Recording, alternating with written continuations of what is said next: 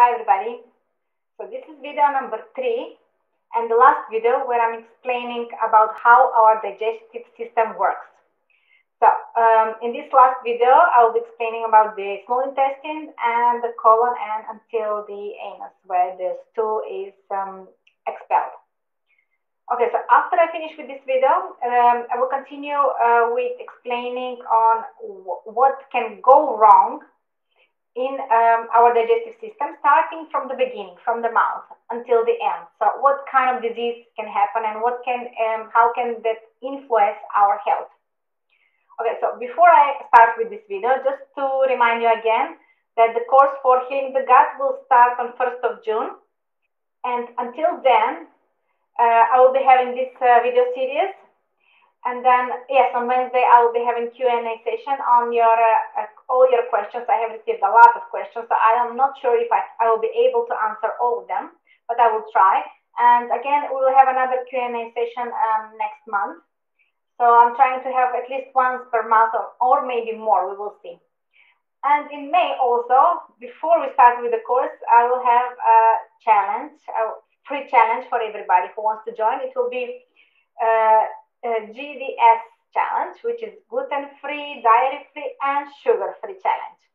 And it will be only 3 days, and we will all try and see how this will work for each and every one. Okay, and you will see how you feel afterwards, after these 3 days. So I will be there in a special group who wants to join. They can tell me, and we will be doing that together. Okay, so let's get started.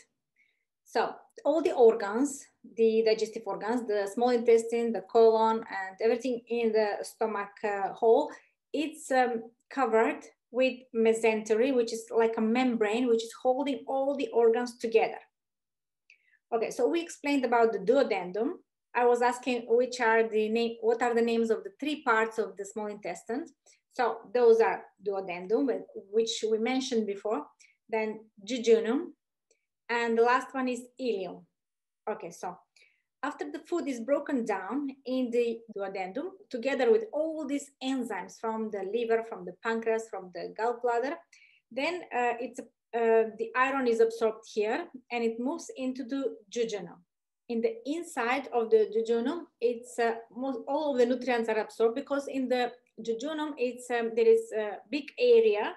There are many circular folds or the villi, which are a bigger area for nutrient absorption. So here the sugars are absorbed, the fatty acids, amino acids, minerals, and vitamins.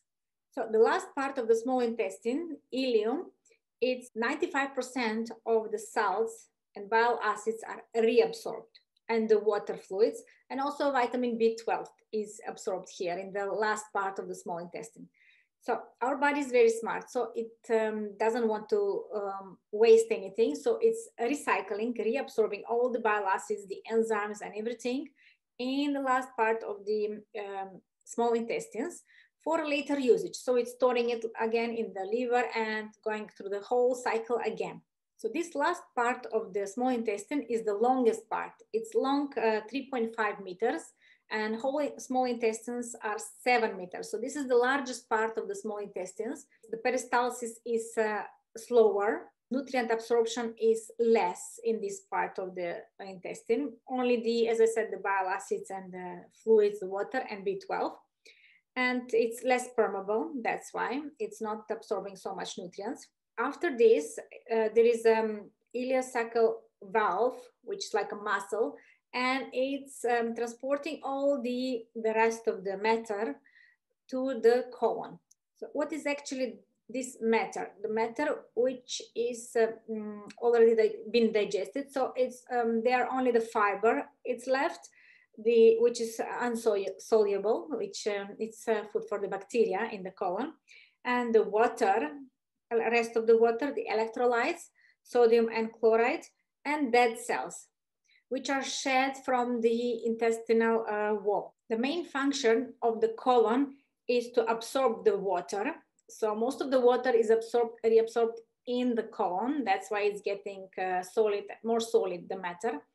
And rest of the nutrients, if there are any nutrients. So, and it's recycling also the bile salts. And it's converting the waste product into a solid form, which is called feces. And the colon is 150 centimeters long, and it's consists of 3 parts also. It's going around the belly button, and the first part is going upwards, which is called ascending colon, then the transversal colon, straight, and then down on the left side, it's a descending colon. And then it goes to the rectum and to the anus. And then the rectum receives the waste product, the feces, and it holds it. There is receptors on the rectum, which signals to the brain that the stool is there, ready to be expelled. And it holds it until we are ready to go to poop. And then it releases the muscles and then the stool goes through the anus and it's going outside. So this was the end of the last third video, where I'm explaining how the normal digestive system works in a normal healthy person. And in the next videos, I will be explaining what can go wrong, what disease can happen in our digestive system, starting from the beginning till the end. If you have any questions or you want me to explain something more, just write in the comment and I will be focusing more on that and explaining how and why that happens. And after that, after I finish with these videos, we will go to the challenge. And don't forget the Q&A sessions. See you in the next video. Bye.